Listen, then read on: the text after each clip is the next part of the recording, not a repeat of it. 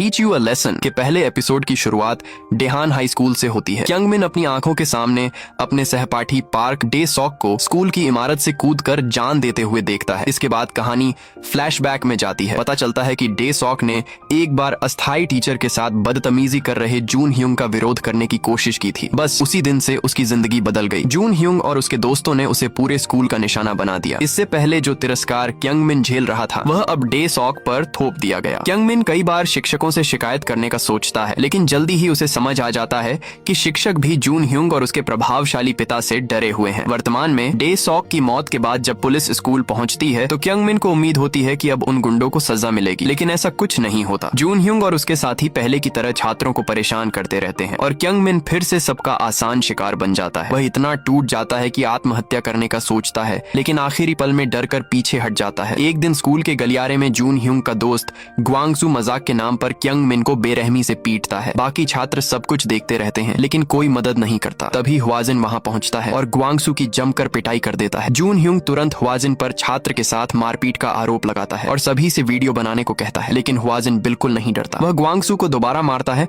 और अपना परिचय देता है। वह बताता है कि वह Korean educational rights protection bureau यानी ERPB का इंस्पेक्टर है। ह्वाजिन स्कूल के प्रिंसिपल और शिक्षकों पर आरोप लगाता है कि उन्होंने डे सॉक की आत्महत्या के मामले को दबाने के लिए पुलिस को रिश्वत दी थी। वह बताता है कि ERPB को खास तौर पर ऐसे मामलों से निपटने के लिए बनाया गया है और उसे स्कूल के गुंडों को अपने तरीके से सजा देने का अधिकार मिला हुआ है। बाद में प्राइवेट तौर पर प्रिंसिपल किम ह्वाजिन से पीछे हटने की विनती करता है। वह कहता है कि जून ह्यूंग का पिता ग्वांगपिल चुनाव लड़ रहा है और उसके जीतने से स्कूल को फायदा होगा, लेकिन ह्वाजिन उसकी बात नहीं मानता और अपनी टीम को बताता है कि वह डे सॉक की क्लास का होमरूम टीचर बनेगा। क्लास में पहुंचकर ह्वाजिन छात्रों से डे सॉक के बारे में पूछता है। जब एक छात्र उसकी मौत पर मजाक करता है तो ह्वाजिन उसे सबक सिखा देता है। इसके बाद वह पूरी क्लास को प्लैंक पोजीशन में खड़ा रहने की सजा देता है। जोंग ह्यूंग विरोध करता है, लेकिन ह्वाजिन उसे थप्पड़ मारकर चुप करा देता है और नियम मानने को मजबूर करता है। दोपहर के खाने के समय जोंग ह्यूंग लाइन तोड़ने की कोशिश करता है, लेकिन ह्वाजिन उसे रोक देता है। जवाब में वह अपने हाथों से खाना खराब करने लगता है। इस हरकत पर ह्वाजिन उसे लात मारता है,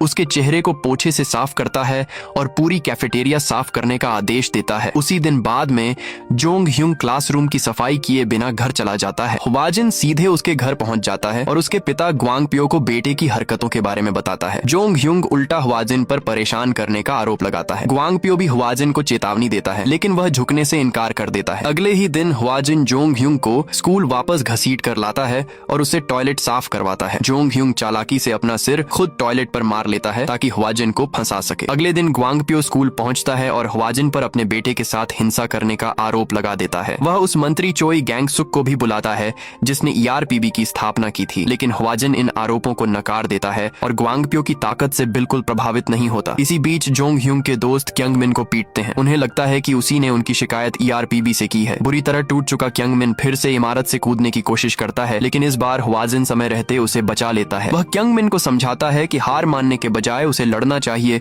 दोस्त बनाने चाहिए और अपने माता पिता या शिक्षकों से मदद मांगनी चाहिए। लेकिन क्यंगमिन का कहना है कि जोंग ह्यूंग इतना ताकतवर है कि उसके खिलाफ खड़ा होना आसान नहीं है। दूसरी तरफ ग्वांगपियो सीधे मंत्री गैंगसुक के दफ्तर पहुंचता है और ERPB को बंद करने की मांग करता है। वह मंत्री को धमकी देता है और साफ कहता है कि अपने बेटे को बचाने के लिए वह किसी भी हद तक जा सकता है। कुछ समय बाद ग्वांगपियो एक चुनावी कार्यक्रम में शामिल होता है। तभी पत्रकारों को उसके खिलाफ कई गुप्त जानकारियां मिलने लगती हैं। रिश्वतखोरी, यौन उत्पीड़न और दूसरे गंभीर अपराधों के आरोप इंटरनेट पर तेजी से फैलने लगते हैं। देखते ही देखते उसकी छवि पर बड़ा सवाल खड़ा हो जाता है। जब पत्रकार ग्वांगपिल से इन आरोपों के बारे में सवाल पूछने लगते हैं तो वह बुरी तरह घबरा जाता है। थोड़ी देर बाद वह एक ऑडिटोरियम में गैंगसुक से मिलता है और समझ जाता है कि ERPB ने ही उसके सारे काले कारनामों को उजागर किया है ताकि जून ह्यूंग को उसके किए की सजा मिल सके। इसके बाद ग्वांगपिल की छवि पूरी तरह बर्बाद हो जाती है और आखिरकार उसे गिरफ्तार कर लिया जाता है। साथ ही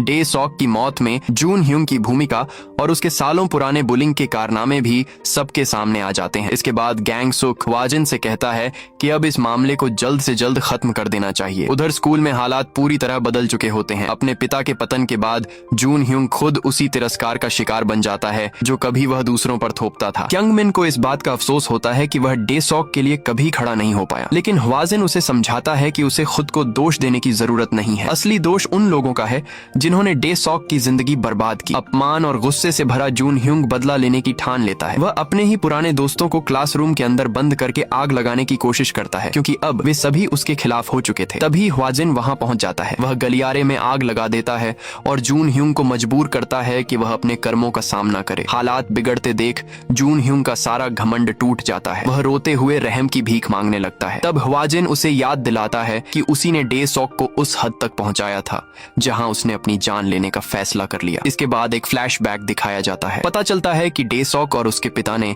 पहले भी जून ह्यूंग की शिकायत करने की कोशिश की थी, लेकिन स्कूल प्रशासन ने मामले की जांच करने से साफ इनकार कर दिया था। ग्वांगपिल के प्रभाव की वजह से डे सॉक के पिता का कारोबार भी बर्बाद हो गया। अपने पिता को लगातार संघर्ष करते देख डे सॉक खुद को बोझ समझने लगा और आखिरकार उसने अपनी जिंदगी खत्म कर ली। वर्तमान में लौटकर ह्वाजिन जून ह्यूंग से कहता है कि अब उसे अपने किए हुए हर काम के पछतावे के साथ जीना होगा। इसके बाद जून ह्यूंग और उसके साथी गिरफ्तार कर लिए जाते हैं और डे सॉक का मामला दोबारा खोला जाता है। क्यांगमिन बताता है कि उस दिन के बाद उसने ह्वाजिन को फिर कभी नहीं देखा, लेकिन डेहान हाई स्कूल के छात्र आज भी उन बुलियों को याद करते हैं जिन्हें आखिरकार अपने कर्मों का परिणाम भुगतना पड़ा। एपिसोड के आखिर में गैंग सुक और ह्वाजिन चोई गायंग की कब्र पर पहुंचते हैं और उन्हें श्रद्धांजलि अर्पित करते हैं। यहीं पर इस एपिसोड का अंत होता है। सच कहें तो teach you a lesson Netflix के नए के ड्रामा की शुरुआत बेहद दमदार तरीके से करता है। सिर्फ पहला एपिसोड देखने के बाद ही कहानी इतनी दिलचस्प लगने लगती है कि आगे क्या होगा यह जानने की उत्सुकता और भी बढ़ जाती है। दक्षिण कोरिया में स्कूल बुलिंग का मुद्दा कोई नई बात नहीं है। यह समस्या काफी गंभीर रही है और पिछले कुछ सालों में इस विषय पर कई ड्रामे और शो बनाए गए हैं। अभी तक हमने केवल ह्वाजिन और गैंग सुक को देखा है, लेकिन आगे चलकर टीम के और सदस्यों से भी परिचय होने की पूरी संभावना है। वीडियो देखने के लिए धन्यवाद। इस एपिसोड और कहानी के बारे में आपकी क्या राय है हमें कमेंट करके जरूर बताइए। अगर वीडियो पसंद आया हो तो एक लाइक जरूर करें और चैनल को सब्सक्राइब करना न भूलें। आपका समर्थन हमारे लिए बहुत मायने रखता है। मैं हूं वन टाइम वॉच। आपसे एपिसोड 2 में फिर मिलता हूं।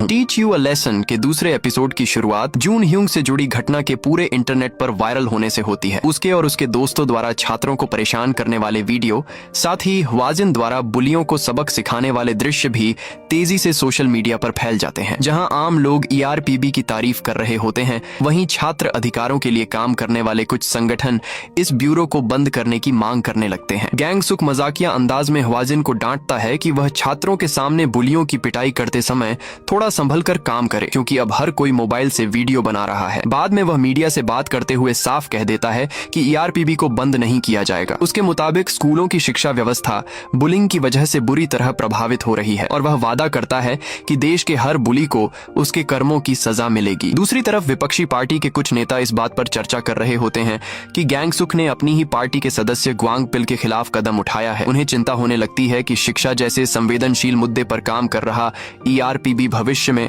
उनकी राजनीति के लिए बड़ी परेशानी बन सकता है। इसके बाद कहानी बोंग क्यंगडे नाम के एक छात्र पर आ जाती है जो गियोअनन हाईटेक स्कूल में दाखिला लेता है। यह स्कूल भविष्य के गैंगस्टर तैयार करने के लिए बदनाम है और ज्यादातर शिक्षक यहाँ पढ़ाने से बचते हैं। स्कूल में बुलिंग से बचने के लिए क्यंगडे इमबोम नाम के लड़के को अपनी सुरक्षा के लिए पैसे देता है, लेकिन पहले ही दिन वह अलग अलग विभागों के छात्रों के बीच होने वाली लड़ाई में फंस जाता है। वहीं ह्यूंग जू उसे बताता है कि ये सारी लड़ाइयाँ ग्वान ह्युक नाम के उभरते हुए गैंगस्टर का ध्यान खींचने के लिए हो रही हैं। कुछ समय बाद इम बोम को ग्वान ह्युक का संदेश मिलता है और वह समझता है कि उसे गैंग में शामिल होने का मौका मिलने वाला है। उधर उसका प्रतिद्वंद्वी सियोंग क्वोन अपने साथी से नाराज होता है और नए छात्रों ह्यूंग जू और क्यंग डे को आपस में लड़ने के लिए मजबूर करता है। वह घोषणा करता है कि जो हारेगा वही सबका पंचिंग बैग बनेगा। ह्यूंग जू जानबूझकर मुकाबला हार जाता है और क्यंग डे डर के मारे यह सब देखता रहता है, जबकि बाकी छात्र ग्वान ह्युक को प्रभावित करने के लिए ह्यूंग जू को पीटना शुरू कर देते हैं। इसी दौरान स्कूल का एक शिक्षक ग्वान ह्युक के बढ़ते प्रभाव को रोकने के लिए ह्वाजिन और ERPB से मदद मांगता है। उसकी आलीशान जिंदगी देखकर छात्र अपराध की राह पर चलने लगे हैं। अगले दिन ह्वाजिन स्कूल पहुंचता है, ह्यूंग जू से मिलता है और उसे भरोसा दिलाता है कि बुलियों को उनके किए की सजा जरूर मिलेगी। वहीं उसकी मुलाकात क्यंग डे से भी होती है, जो असल में ERPB का डिप्टी डायरेक्टर है और छात्र बनकर गुप्त जांच कर रहा है। वह जानबूझकर खुद को परेशान होने देता है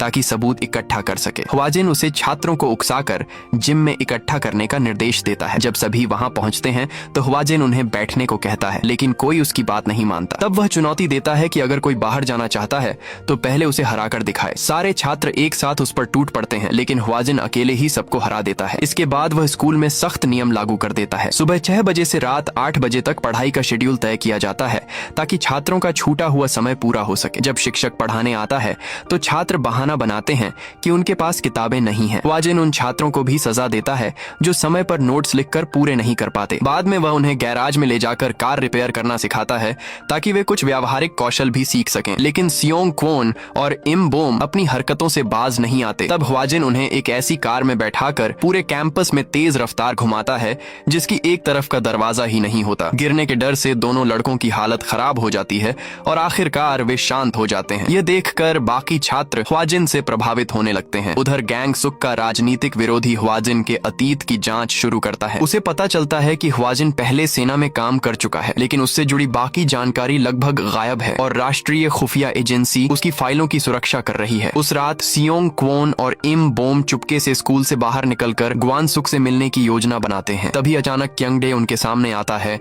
और उन्हें भागने के लिए जरूरी सामान देता है। दोनों उसे भी अपने साथ ले जाते हैं और एक क्लब पहुंचते हैं जहां ग्वान सुक इम बोम का इंतजार कर रहा होता है। वहां पहुंचकर इम बोम शिकायत करता है कि ह्वाजिन और ERPB छात्रों की जिंदगी मुश्किल बना रहे हैं और उन्हें लगातार परेशान कर रहे हैं। अगले दिन सियोंग वॉन और इम बोम ग्वान सुक को अपने साथ स्कूल लेकर आते हैं। ग्वान सुक मोटरसाइकिल चलाते हुए सीधे जिम के अंदर प्रवेश करता है। उसे देखकर सभी छात्र हैरान रह जाते हैं। इसके बाद उसका सामना ह्वाजिन से होता है और कुछ ही देर में ऐसा लगता है जैसे उसने ह्वाजिन को हरा दिया हो। छात्र समझते हैं कि ह्वाजिन अब मुकाबला नहीं कर पाएगा, लेकिन तभी वह दोबारा खड़ा हो जाता है। फिर ह्वाजिन खुलासा करता है कि यह पूरा घटनाक्रम उसी की बनाई हुई योजना का हिस्सा था। उसका मकसद ग्वान ह्युक को सबके सामने उदाहरण बनाना था। इसके बाद वह ग्वान ह्युक को बार बार माथे पर उंगली से मारते हुए उसकी पिटाई करता है और आखिरकार उसे बेहोश कर देता है। उधर एक स्थानीय न्यूज चैनल पर गैंग सुक और उसका राजनीतिक विरोधी आमने सामने बहस कर रहे होते हैं। विरोधी नेता आरोप लगाता है कि ERPB छात्रों पर सैन्य तरीके अपना रहा है और इसी वजह से ह्वाजिन जैसे पूर्व सैनिक को नियुक्त किया गया है। लेकिन गैंग सुक उसका जवाब देते हुए कहता है कि ह्वाजिन का इस्तेमाल छात्रों को नुकसान पहुंचाने के लिए नहीं, बल्कि स्कूलों में छिपे असली राक्षसों को रोकने के लिए किया जा रहा है। इसी बीच ह्वाजिन का सामना ग्वान ह्युक के गैंगस्टर साथियों से होता है। स्कूल के छात्र अपनी आंखों से देखते हैं कि वह अकेले ही उन सभी अपराधियों से भिड़ जाता है। वे लोग अपने हथियारों का इस्तेमाल करते हैं, लेकिन ह्वाजिन किसी को मौका नहीं देता। स्कूल का गैराज देखते ही देखते पूरी तरह युद्ध का मैदान बन जाता है और हर कोई समझ जाता है कि ह्वाजिन किसी को भी बख्शने वाला नहीं है। यह सब देखकर सियोंग वॉन और इम बोम डर के मारे घुटनों पर बैठ जाते हैं और माफी मांगने लगते हैं। यहाँ तक कि ग्वान ह्युक भी बुरी तरह घबरा जाता है। ह्वाजिन दोनों लड़कों को आदेश देता है कि वे ह्युंगजू से माफी मांगे, जिसे वे लंबे समय से परेशान करते आ रहे थे। ह्युंगजू ये सब सुनकर भावुक हो जाता है और रोते हुए ह्वाजिन का धन्यवाद करता है। इसके बाद ह्वाजिन सियोंग वॉन और इम बोम को साफ शब्दों में कहता है कि अगर उनका पढ़ाई करने का कोई इरादा नहीं है तो उन्हें स्कूल आना ही बंद कर देना चाहिए। कम से कम वे उन छात्रों की राह में रुकावट न बने जो सच में कुछ सीखना चाहते हैं। कुछ ही देर बाद पुलिस वहां पहुंचती है और गैंगस्टरों को गिरफ्तार कर लेती है। दूसरी तरफ गैंग सुक घोषणा करता है कि ERPB ने गियोनन हाईटेक स्कूल में फैली गैंग संस्कृति को खत्म करने में सफलता हासिल कर ली है। छात्रों को अपने टैटू हटाने पड़ते हैं, जबकि ग्वान ह्युक और कई दूसरे अपराधी छात्रों को हिरासत में ले लिया जाता है। नए नियमों के तहत स्कूल में धूम्रपान और मोटरसाइकिल चलाने पर भी रोक लगा दी जाती है। इन बदलावों के बाद ह्युंगजू आखिरकार बिना डर के अपनी पढ़ाई पर ध्यान दे पाता है। वहीं पहली बार ERPB की पूरी टीम एक साथ दिखाई देती है। बाद में क्यंगडे मजाक में बताता है कि अंडरकवर मिशन के दौरान उसने काफी पैसे खर्च कर दिए। गैंग सुक उसे खर्चों की पूरी रिपोर्ट जमा करने के लिए कहता है, जबकि ह्वाजिन उसे छेड़ने लगता है। एपिसोड के अंत में गैंग सुक का राजनीतिक विरोधी गायंग के अंतिम संस्कार की कुछ तस्वीरें देखता है, जिनमें ह्वाजिन और गैंग सुक दोनों मौजूद होते हैं। कुल मिलाकर यह एपिसोड भी पहले एपिसोड की तरह काफी दमदार और रोमांचक रहा। सबसे यादगार दृश्य वह था जब बारिश के बीच काले सूट में ह्वाजिन ने गैंगस्टरों की जमकर धुनाई की। एपिसोड के अंत से अब यह लगभग साफ हो जाता है कि गायंग ह्वाजिन की पत्नी और गैंग सुक की बेटी थी। यही वजह लगती है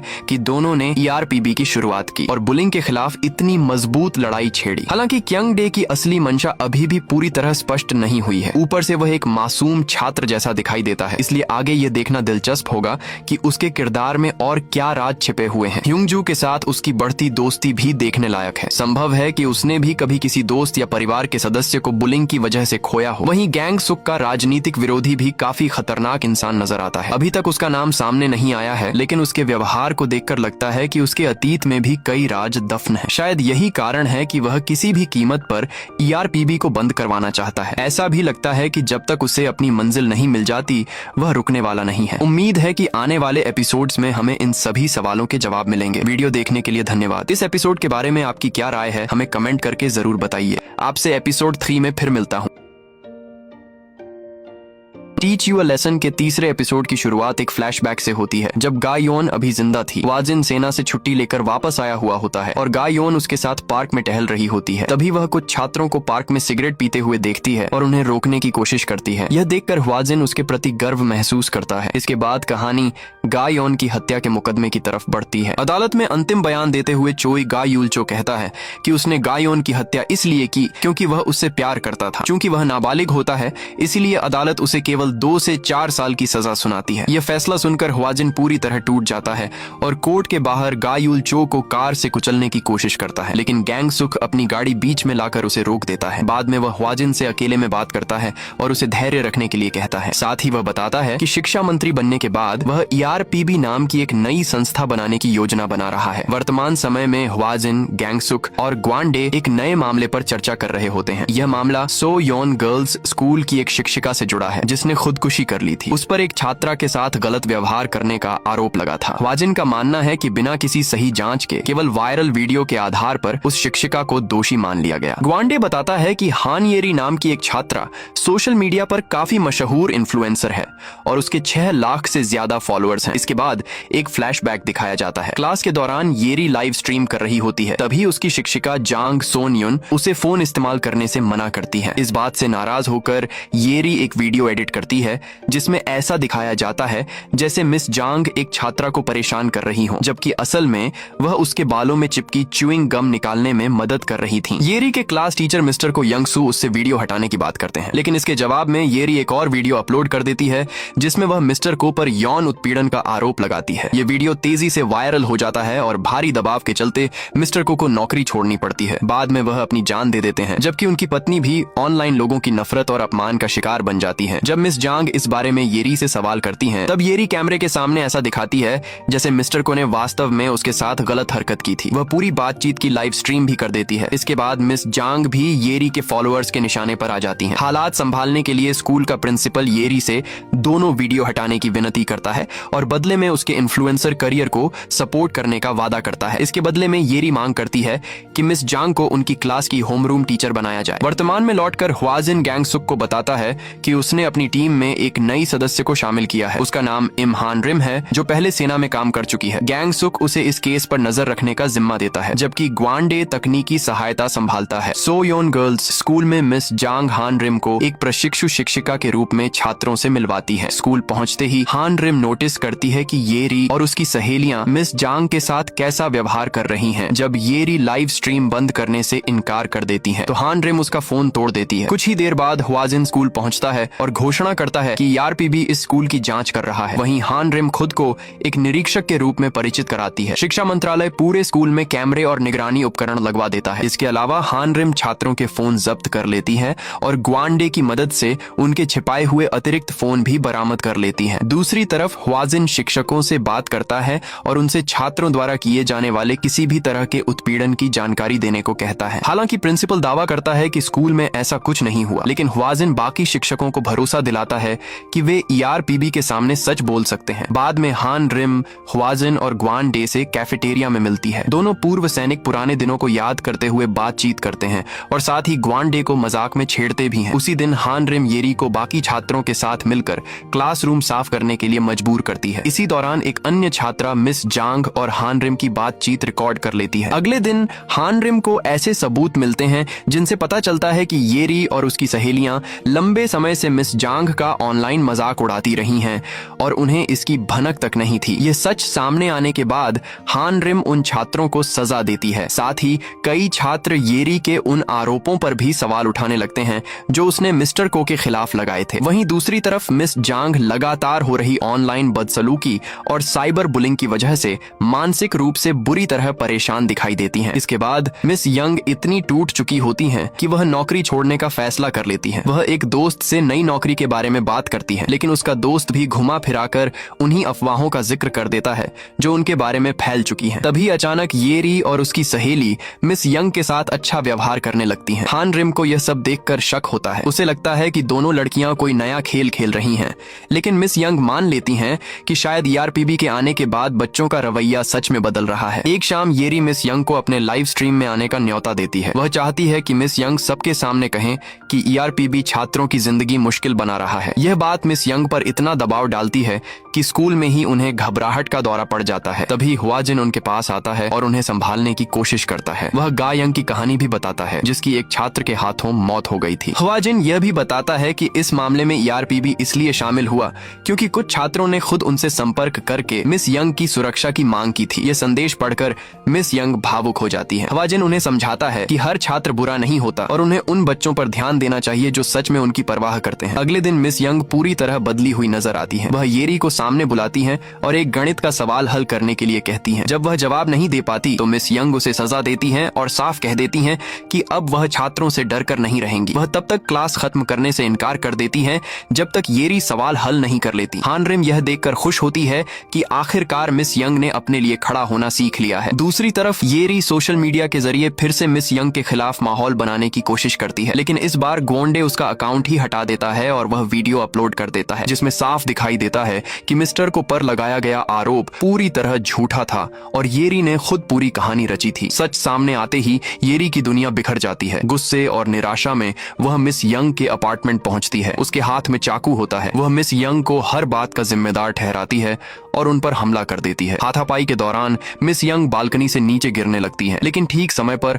हुआजिन पहुंचकर उन्हें पकड़ लेता है। उसी वक्त हान रिम येरी को चाकू फेंकने का आदेश देती है। जब वह नहीं मानती तो हान रिम अपने हाथ से ही चाकू की धार पकड़ लेती है और उसे काबू कर लेती है। वह येरी से कहती है कि अपनी गलतियों से भागने के बजाय उनके परिणामों का सामना करना सीखो। कुछ समय बाद गोंडे हान रिम के घायल हाथ पर पट्टी बांध रहा होता है, जबकि हुआजिन भी सिर से बहते खून के साथ आराम कर रहा होता है। अगले दिन गंगसुक इस पूरे मामले के नतीजों की जानकारी देता है और घोषणा करता है कि अब ईआरपीबी छात्रों की सोशल मीडिया गतिविधियों पर भी नजर रखेगा। इसी बीच गंगसुक का राजनीतिक विरोधी और उसके साथी एक प्रेस कॉन्फ्रेंस की तैयारी करते हैं। उनका इरादा यह साबित करना है कि गंगसुक और हुआजिन ईआरपीबी को निजी बदले की भावना से चला रहे हैं। उनका दावा है कि यह पूरा संगठन गायंग की मौत का बदला लेने के लिए बनाया गया है। कहानी अब हर एपिसोड के साथ और ज्यादा दिलचस्प होती जा रही है। हालांकि विपक्षी नेताओं के असली इरादे अभी भी पूरी तरह साफ नहीं हुए हैं। ये समझना मुश्किल है कि क्या वे दक्षिण कोरिया में स्कूल बुलिंग की गंभीरता को नहीं समझते या फिर उनके पीछे कोई और मकसद छिपा है। जहां तक ईआरपीबी का सवाल है, उसके काम करने के तरीके पर सवाल उठाए जा सकते हैं, लेकिन यह कहना कि वह सिर्फ गायंग का बदला लेने के लिए बना है थोड़ा अजीब लगता है, क्योंकि अब तक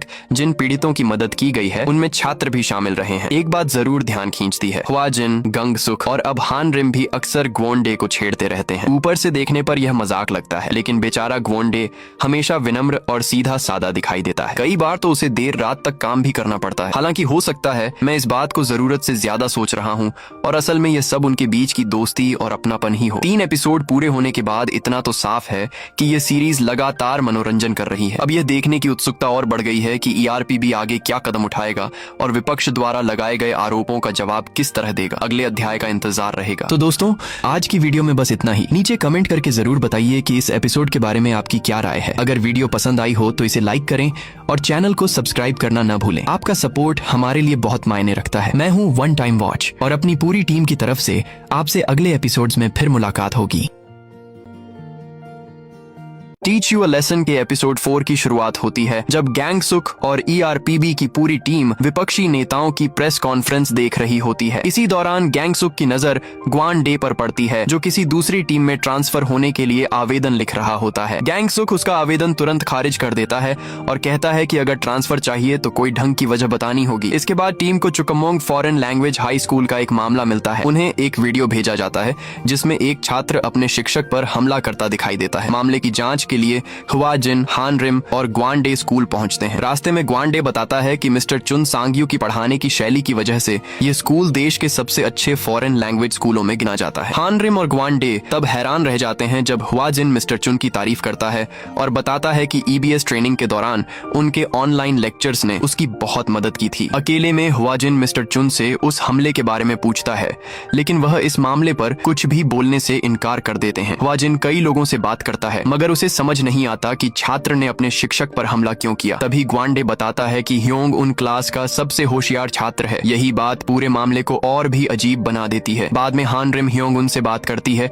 और उसके माता पिता से संपर्क करने की धमकी देती है। ये सुनकर ह्योंग उन गुस्से में आ जाता है और उस पर हमला करने की कोशिश करता है, लेकिन हान रिम उसे तुरंत रोक देती है। उधर मिस्टर चुन हुआ जिन को बताते हैं कि उन्होंने पढ़ाई में कमजोर छात्रों के लिए अतिरिक्त क्लास शुरू की थी। चूंकि ह्योंग उन पढ़ाई में पहले से ही बहुत अच्छा था, इसलिए उसे ये क्लास समय की बर्बादी लगती थी। मिस्टर चुन यह भी बताते हैं कि एक बार PTA मीटिंग में उसके माता पिता नहीं आए थे, इसलिए वह खुद उनके घर गए थे। लेकिन उन्हें आज तक समझ नहीं आया कि उसके बाद ह्योंग उन अचानक उनके खिलाफ क्यों हो गया। दूसरी तरफ ह्योंग उन हान रिम को अपनी कहानी सुनाता है। उसका कहना है कि मिस्टर चुन जानबूझकर उसका नुकसान कर रहे हैं। वह बताता है कि शिक्षक के उसके घर आने के कुछ समय बाद उसके परिवार का रेस्टोरेंट बंद हो गया था। इतना ही नहीं, उसका निजी ट्यूटर भी पढ़ाना छोड़ गया था। ठीक उसी समय जब मिस्टर चुन को उस ट्यूशन के बारे में पता चला, हान रिम को लगने लगता है कि शायद कहानी का दूसरा पहलू भी है। वह हुआ जिन से कहती है कि शायद वह गायोन वाली घटना की वजह से हमेशा शिक्षकों का पक्ष लेता है। इसी बीच एक दिन ग्वान डे ह्योंग उन और मिस्टर चुन के बीच का रिश्ता समझने की कोशिश करता है। वह ह्योंग उन की पुरानी अकादमी में जाता है, लेकिन वहाँ का ट्यूटर कोई जानकारी देने से मना कर देता है। वहीं उसकी मुलाकात ह्योंग जू, सोंगवॉन और इम्ब्योम से होती है। ग्वान डे ये देखकर खुश होता है कि तीनों अब पहले से बेहतर तरीके से साथ रह रहे हैं। उस रात ग्वान डे देखता है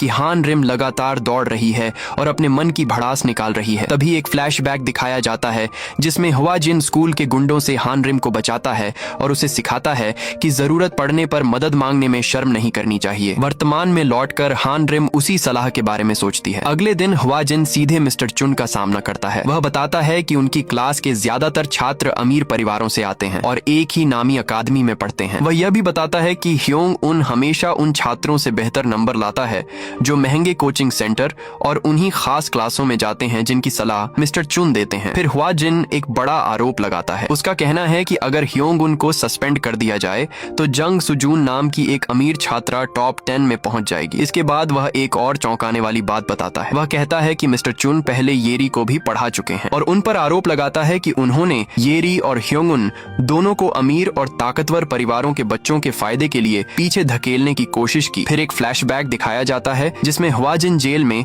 येरी से मिलता है और उसे मिस्टर चुन की चालों के बारे में पता चलता है। वर्तमान में लौटकर मिस्टर चुन पहले तो सारे आरोपों से इनकार करते हैं, लेकिन जैसे ही उन्हें पता चलता है कि ह्योंग उन को सस्पेंड नहीं किया जाएगा, उनका चेहरा बदल जाता है। कुछ समय बाद सुजून की माँ उनसे अकेले में मिलती है और पूछती है कि उनकी बेटी को टॉप 10 में पहुंचाने का क्या इंतजाम किया गया है। मिस्टर चुन उसे भरोसा दिलाते हैं कि सब संभाल लिया जाएगा। फिर वह उसे आने वाली परीक्षा का उत्तर पत्र दे देते हैं। उसी समय हान रिम अपनी नाराजगी ग्वान डे पर निकालती है। तब ग्वान डे उसे बताता है कि हुआ जिन ने कभी सच में मिस्टर चुन की तारीफ नहीं की थी, वह सिर्फ उनसे जानकारी निकलवाने के लिए ऐसा कर रहा था। यह सुनकर हान रिम को अपनी सोच पर पछतावा होता है। बाद में वह हुआ जिन से बात करती है, लेकिन हुआ जिन उसे खुद को दोष न देने की सलाह देता है। साथ ही चेतावनी देता है कि मिस्टर चुन कोई बड़ी चाल चलने वाले हैं। लेकिन तभी हालात अचानक बदल जाते हैं। पुलिस वहां पहुंचती है और पिछली ERPB जांचों के दौरान छात्रों पर हमला करने के आरोप में हुआ जिन और हान रिम दोनों को गिरफ्तार कर लेती है। एजुकेशन मिनिस्ट्री पर भी छापा पड़ जाता है और गंगसुक की जांच शुरू हो जाती है। उस पर झूठे टैक्स चोरी के आरोप लगाए जाते हैं। साथ ही यह भी कहा जाता है कि उसने अपनी बेटी की मौत का बदला लेने के लिए ERPB बनाया है। हुआ जिन को पूरा यकीन होता है कि इसके पीछे मिस्टर चोंग का हाथ है। वह समझ जाता है कि चोंग चाहता है कि वे लोग परीक्षा खत्म होने तक हिरासत में ही रहें। उधर हिरासत में बैठे गंगसुक, हुआ जिन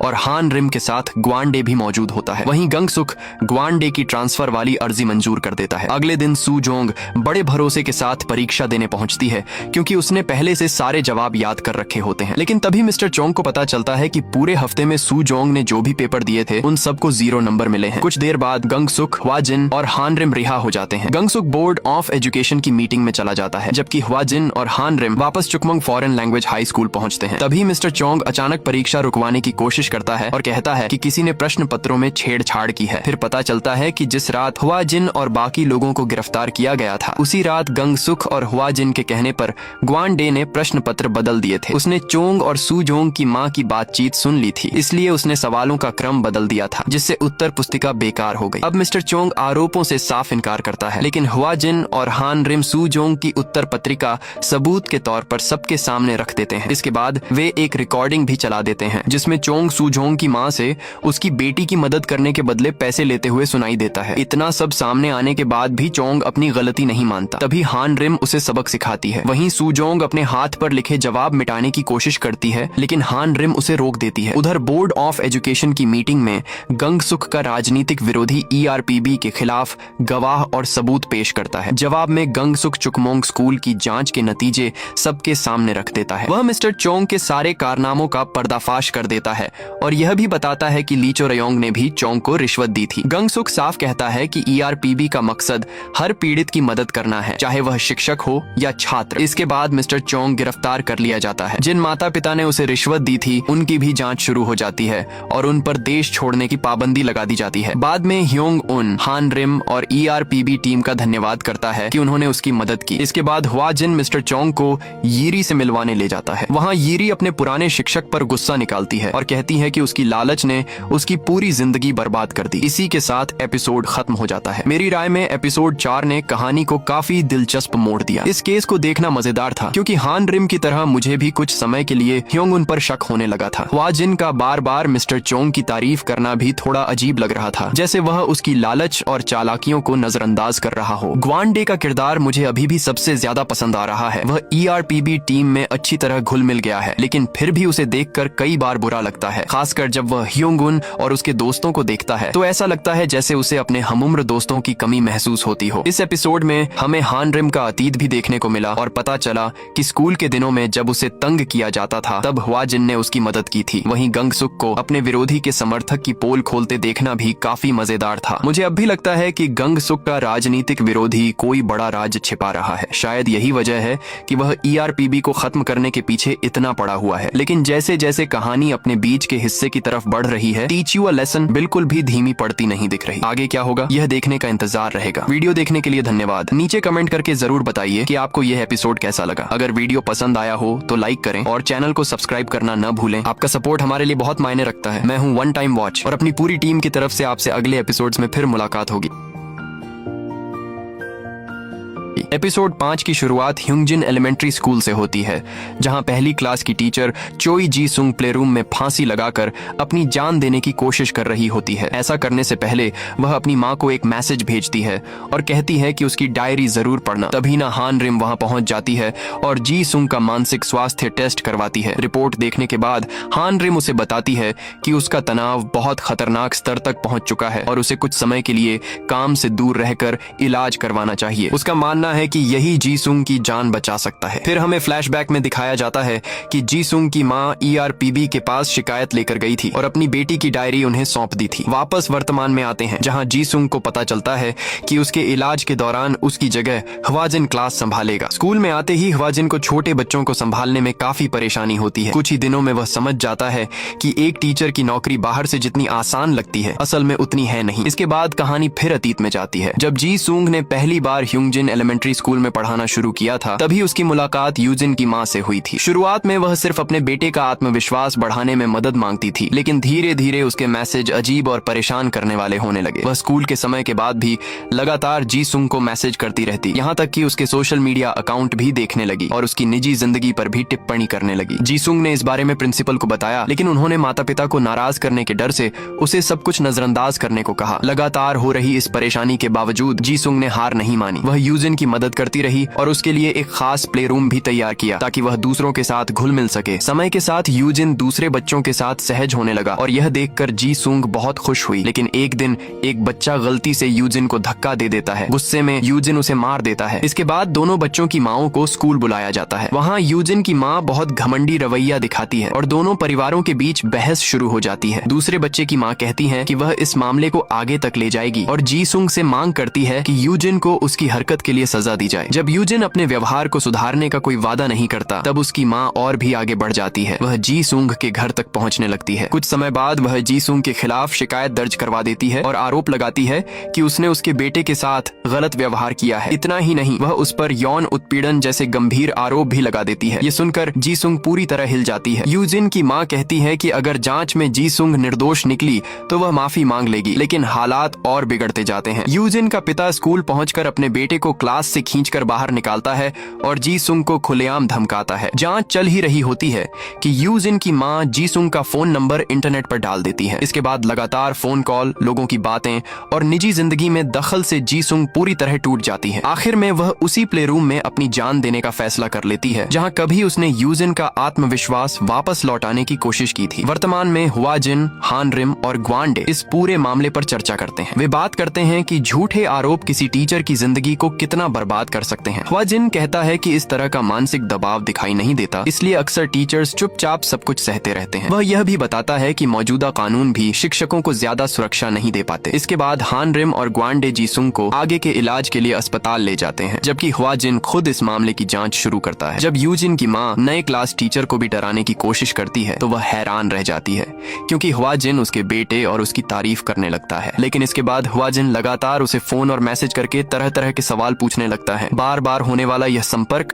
उसे परेशान कर देता है और वह धमकी देती है कि अब उसका पति भी इसमें शामिल होगा। इसका जवाब देने के लिए हुआजिन सीधे उस बैंक में पहुंच जाता है जहां यूजिन का पिता काम करता है और सबके सामने उसे शर्मिंदा कर देता है। जब यूजिन का पिता गुस्से में आकर हुआजिन को धमकाने की कोशिश करता है, तब हुआजिन उसे उसकी औकात याद दिला देता है और कहता है कि पहले अपने गुस्से पर काबू करना सीखो। इसके बाद यूजिन का पिता पीछे हट जाता है और पूरा मामला अपनी पत्नी पर छोड़ देता है। वह सीधे प्रिंसिपल के पास जाकर शिकायत करती है, लेकिन इस बार हालात पहले जैसे नहीं होते। प्रिंसिपल उसकी बात मानने से इनकार कर देती है और कहती है कि टीचर भी इंसान होते हैं। वह यह भी मान लेती है कि पहले उन्होंने जीसुंग की मानसिक हालत को गंभीरता से नहीं लिया था। हान रिम भी प्रिंसिपल से कहती है कि ऐसे मामलों में उन्हें सिर्फ एडमिनिस्ट्रेटर की तरह नहीं बल्कि एक टीचर की तरह भी सोचना चाहिए। यह सब देखकर यूजिन की माँ और ज्यादा भड़क जाती है। वह अपने बेटे को स्कूल से निकाल लेती है और दूसरे माता पिता की एक मीटिंग बुलाती है, लेकिन उससे पहले ही हुआजिन वहाँ पहुँच जाता है। वह सबके सामने यूजिन की माँ को एक आधिकारिक शिकायत दिखाता है जिसमें लिखा होता है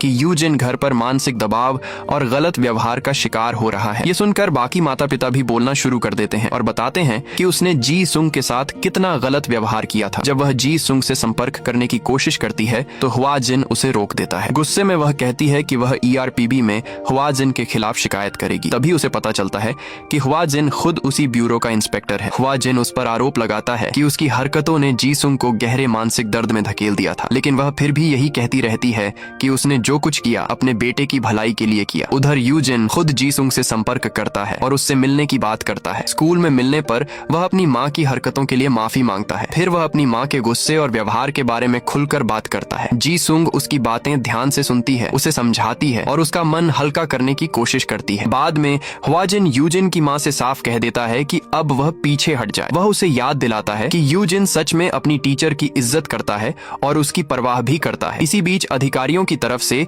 यूजिन की माँ की जांच शुरू हो जाती है, क्योंकि उसने जी सुंग को लंबे समय तक मानसिक रूप से परेशान किया था। दूसरी तरफ गांग सुक मीडिया के सामने आता है और कहता है कि भविष्य में ऐसे हालात झेल रहे शिक्षकों को ज्यादा मदद और सुरक्षा दी जाएगी। वह यह भी वादा करता है कि जिन शिक्षकों की मानसिक या शारीरिक हालत ऐसी घटनाओं से प्रभावित हुई है उन्हें इलाज की सुविधा भी दी जाएगी। एपिसोड के आखिर में गांग सुक शिक्षा मंत्रालय की तरफ से सार्वजनिक रूप से माफी मांगता है। वह स्वीकार करता है कि पहले शिक्षकों की सही तरीके से रक्षा नहीं की गई। वहीं दूसरी तरफ हुआजिन आखिरकार गायून की डायरी पढ़ता है और उसे पता चलता है कि उसमें ग्यू चान की वजह से हो रही परेशानियों के बारे में लिखा गया था। अगर इस एपिसोड की बात करें तो सीरीज के बीच का यह हिस्सा काफी भारी और भावनात्मक लगता है। इसमें साफ दिखाया गया है कि लगातार मानसिक दबाव किसी इंसान को कितना तोड़ सकता है। यूजिन की माँ के लगातार आते मैसेज और फोन कॉल देखकर मैं खुद परेशान हो गया था। इसलिए यह समझना मुश्किल नहीं है कि जी सुंग इतना तनाव क्यों झेल रही थी कि उसने अपनी जान देने तक का फैसला कर लिया। इस शो की खास बात यह है कि यह सिर्फ स्कूल बुलिंग ही नहीं बल्कि मानसिक शोषण जैसे मुद्दों को भी सामने ला रहा है। अब जबकि ERPB पूरे देश में पहचान बना रहा है, ऐसा लगता है कि हुआजिन और गांग सुक गायून के साथ जो हुआ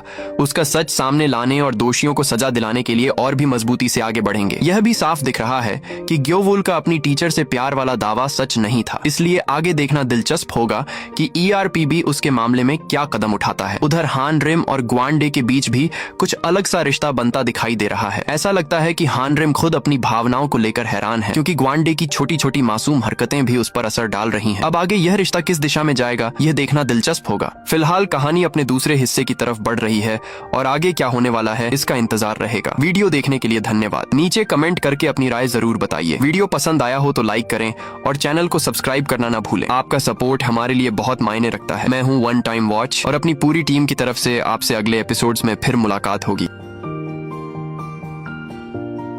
एपिसोड 6 की शुरुआत हवाजिन से होती है, जो गायून की मौत वाले केस के सबूत दोबारा देख रहा होता है। वह सोच रहा होता है कि आखिर गायून को मारने वाले ग्योवूल के असली इरादे क्या थे। तभी गांग सुक वहां आता है। हवाजिन क्या देख रहा है ये समझते ही वह उसे समझाता है कि इस मामले में अपनी भावनाओं को फैसलों पर हावी मत होने देना। कुछ समय बाद हवाजिन ग्वांडे और हान रिम को डिनर पर लेकर जाता है। रास्ते में उन्हें कुछ नशे में धुत लड़के एक कार चुराते हुए दिखाई देते हैं। हवाजिन उन्हें रोकने की कोशिश करता है, जबकि हान रिम उस समय बीच में कूद पड़ती है जब उनमें से एक लड़का एक लड़की को जबरदस्ती कार में बैठाने की कोशिश करता है। लड़के चोरी की कार लेकर भाग निकलते हैं, जिसके बाद हवाजिन उनका पीछा शुरू कर देता है। काफी पीछा करने के बाद हवाजिन उनकी कार का रास्ता रोक देता है। उसी समय हान रिम कार की चाबी निकाल लेती है और उन्हें भागने नहीं देती। लड़के तुरंत बहाने बनाने लगते हैं। उनका कहना होता है कि वे नाबालिग हैं और उन्होंने कार सिर्फ इसलिए ली क्योंकि मालिक चाबी अंदर छोड़ गया था। फिर सब लोग पुलिस स्टेशन पहुंचते हैं। वहां लड़के पूरी घटना को एक छोटी सी गलती बताकर खुद को छोड़ने की मांग करते हैं। हान रिम उस लड़की से बात करने की कोशिश करती है, लेकिन वह भी उन्हीं लड़कों का बचाव करने लगती है। वहीं हवाजिन, ग्वांडे और हान रिम की मुलाकात उन लड़कों के टीचर मिस्टर ली से होती है, जो उनके गार्जियन बनकर रिहाई के कागजों पर साइन करते हैं। पुलिस यह भी बताती है कि उन लड़कों ने ERPB टीम के खिलाफ चाइल्ड अब्यूज की शिकायत दर्ज कराई है। मिस्टर ली माफी मांगते हुए बताते हैं कि ये लड़के अक्सर नाबालिग होने का फायदा उठाकर हर बार बच निकलते हैं। थोड़ी देर बाद गांग सुक तीनों की रिहाई करवा देता है और उन्हें ह्योनजिन मिडिल स्कूल के 4 बदनाम छात्रों की जांच का काम सौंप देता है। स्कूल पहुंचते ही हवाजिन को उन लड़कों का घमंडी रवैया साफ दिखाई देता है। दूसरी तरफ हान रिम ग्वांडे से उस लड़की योनजिन को ढूंढने के लिए कहती है, जो पिछली रात उन लड़कों के साथ थी। तलाश करते हुए ग्वांडे को सोशल मीडिया पर एक फोटो मिलती है, जिसमें लड़कों में से एक स्कूल के लॉकर के पास दिखाई देता है। इस सुराग के सहारे वे लोग एक लॉकर तक पहुंचते हैं और अंदर योनजिन को बंद पाते हैं। उसके पूरे शरीर पर चोटों के निशान होते हैं। हान रिम उसके बैग में मिली ड्रग्स के बारे में पूछती है। ये सुनकर लड़की रो पड़ती है और पूरी सच्चाई बताती है। वह कहती है कि उसका सपना K-pop आइडल बनने का था, लेकिन अपने वजन को लेकर परेशान रहने के दौरान जी ऊंग नाम के लड़के ने उसे वजन घटाने वाली गोलियां दी थीं। धीरे धीरे उसे उन गोलियों की आदत पड़ गई। फिर जी ऊंग उसे पैसे मांगने लगा। जब उसके पास पैसे खत्म हो गए तो उसने उसे अपने लिए काम करने पर मजबूर कर दिया। हान रिम बताती है कि ये लड़के दूसरे छात्रों से ड्रग्स बिकवाते थे और लगातार योनजिन को परेशान भी करते थे। उसने पहले भी स्कूल में उनकी शिकायत की थी। कुछ समय के लिए उन्हें सजा मिली थी, लेकिन बाद में वे वापस आ गए और उसे पहले से भी ज्यादा तंग करने लगे। हान रिम उसे भरोसा दिलाती है कि ERPB उसकी मदद करेगा। इसके बाद वह पूरी ड्रग्स वाली बात हवाजिन को बताती है। जब लड़कों से इस बारे में सवाल किया जाता है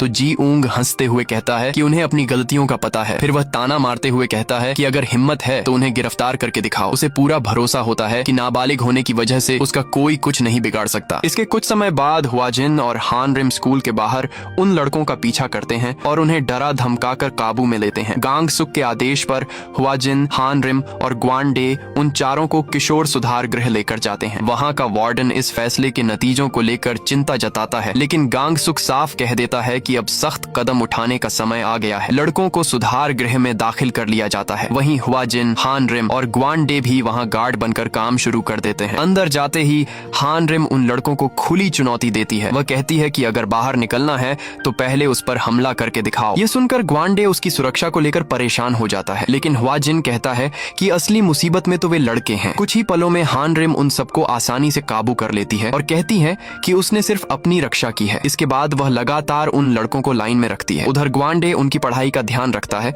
ताकि वे पढ़ाई में पीछे न रह जाएं। दूसरी तरफ हवाजिन जानबूझकर उन लड़कों का ध्यान जेल के रेड पैच कैदियों की तरफ खींचता है। जब जियूंग को पता चलता है कि रेड पैच वाले कैदी हत्या जैसे गंभीर अपराधों में सजा काट रहे हैं तो उसके चेहरे का रंग उड़ जाता है और वह पहली बार सच में डर जाता है। जेल के नियमों का पालन करते हुए और बर्तन साफ माफ करते करते जियोंग की हालत खराब होने लगती है। वह बार बार सोचता है कि किसी तरह अपने माता पिता से कैसे संपर्क करे। धीरे धीरे उसका गुस्सा बढ़ता जाता है। एक दिन वह अपना आपा खो देता है और एक दूसरे कैदी को बुरी तरह पीट देता है। लेकिन हैरानी की बात यह होती है कि वह कैदी उसकी शिकायत नहीं करता। वह बस शांत रहकर कहता है कि समय आने पर वह इसका जवाब जरूर देगा। कुछ देर बाद हुआ जिन लड़कों को बताता है कि उस कैदी का नाम किम सू ग्यूम है और वह अपने स्कूल के बुलियों की हत्या करने के जुर्म में जेल में बंद है। दूसरी तरफ लड़कों के माता पिता शिक्षा मंत्रालय के बाहर इकट्ठा हो जाते हैं। वे गांग सुक पर बच्चों के साथ गलत व्यवहार करने का आरोप लगाते हैं और मीडिया के सामने मामला ले जाने की धमकी देते हैं। गांग सुक उन्हें अगले दिन स्कूल आने के लिए कहता है ताकि वे अपने बेटों से आखिरी बार मिल सकें। अगले दिन माता पिता वहां पहुंचते हैं और गांग सुक व हुआ जिन से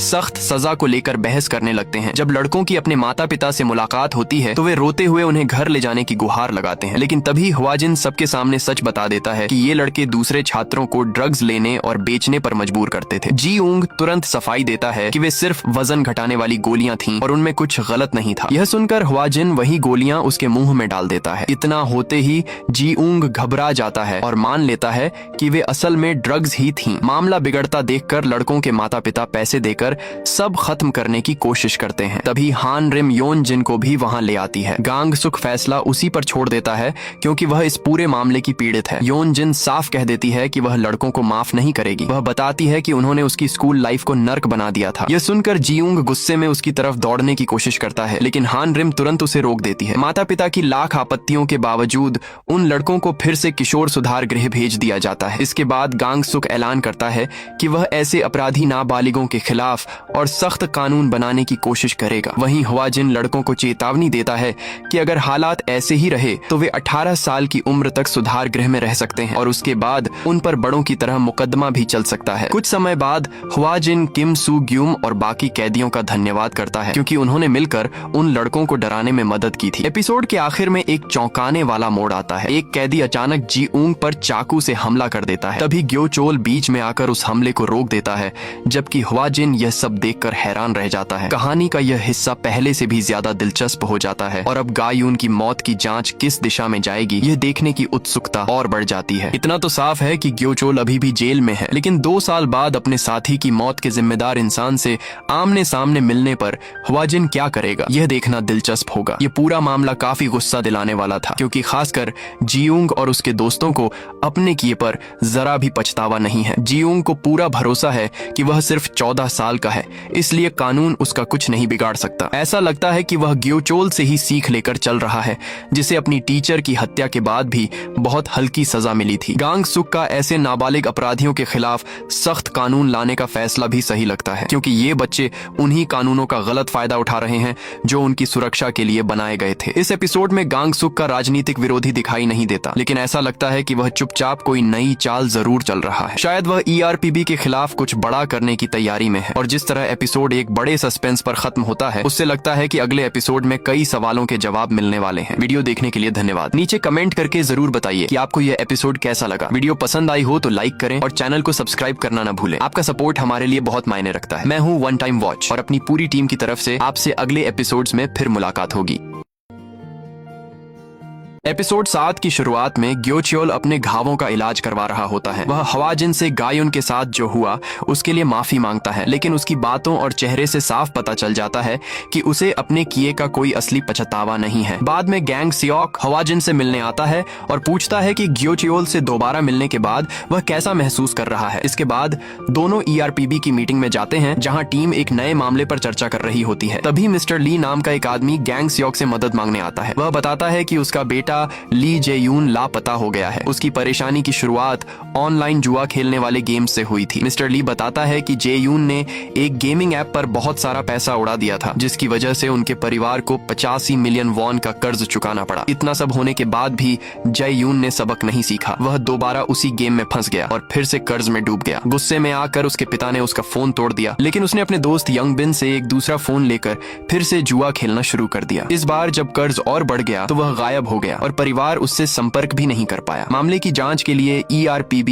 ग्वांडे को नाकवान हाई स्कूल में अंडरकवर भेजता है। वहाँ उसकी मुलाकात यंग बिन से होती है और उसे इन ऑनलाइन गेम्स के बारे में और जानकारी मिलती है। ग्वांडे जल्दी ही समझ जाता है कि स्कूल के बहुत सारे छात्र इस जुए वाले ऐप के चक्कर में बुरी तरह फंस चुके हैं। जब ग्वांडे अपनी रिपोर्ट गैंग सियोक को देता है तो गैंग सियोक फैसला करता है कि वह सरकारी एजेंसियों की मदद लेकर उन लोगों के खिलाफ कार्रवाई करेगा जो नाबालिग बच्चों तक जुआ और बेटिंग गेम्स पहुंचा रहे हैं। दूसरी तरफ च्वाजिन ग्वांडे को यंग बिन के ग्रुप में घुसने के लिए खुद गेम खेलने को कहता है। यंग बिन उसे अपना रेफरल कोड देकर गेम में शामिल करता है। शुरुआत में ग्वांडे लगातार कुछ गेम जीत जाता है और काफी खुश हो जाता है, लेकिन धीरे धीरे वह भी उसी जाल में फंसने लगता है और बड़ी रकम हार बैठता है। अगले दिन ग्वांडे यंग बिन को अपने नुकसान के बारे में बताता है। तब यंग बिन, जो सूदखोरों के लिए भी काम करता है, उसे और पैसे उधार देने की बात करता है ताकि वह जुआ खेलता रहे, लेकिन साथ ही वह पहले से ही ब्याज काट लेता है। बाद में ग्वांडे यह सब ह्वाजिन और हान रिम को बताता है। वह समझाता है कि इस तरह के चक्रवृद्धि ब्याज की वजह से